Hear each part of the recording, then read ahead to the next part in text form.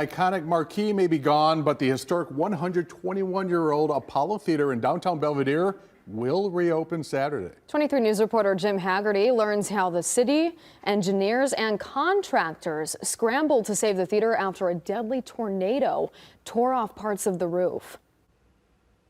Crews acted quickly after the March tornado, knowing the integrity of the historic structure was in major concern. They did whatever they could to avoid tearing down the Apollo Theater. It was a tragedy that they were hit with the tornado. They seemed to suffer the brunt of the tornado that passed through our downtown area. It was chaos in downtown Belvidere on March 31st as concertgoers fled the Apollo Theater, and one man died after a tornado ripped off part of the roof and destroyed the marquee. And for the next several hours, crews scrambled to make sure everyone was safe and to stabilize the building. You know, there were some questions about whether or not the stability of the building was structurally sound. Belvidere Mayor Clinton Morris says his office got an answer to that question the next morning when they learned that the Apollo could be saved, but it needed major repairs, something Morris says the building's owners have worked swiftly to make.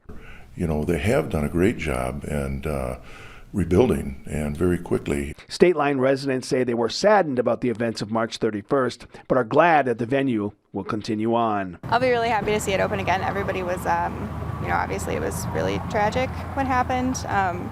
Nobody wanted to get it seen torn down. It worked out well. I have to say I'm very happy.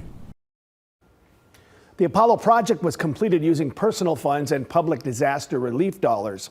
Owner Maria Martinez chose not to comment for this report. City officials are scheduled to tour the Apollo Theater Friday ahead of Saturday's Viva Mexico event that includes 4 bands and a DJ.